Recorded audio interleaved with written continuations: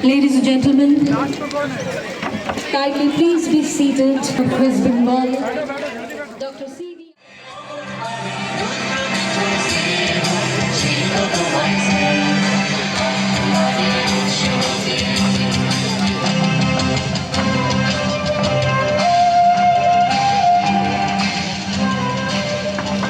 আলোর পথের সন্ধানে ভারতবর্ষে নানা উৎসবের আয়োজন, আর সেই সমস্ত উৎসবের মধ্যে অন্যতম হল দীপাবলি উৎসব।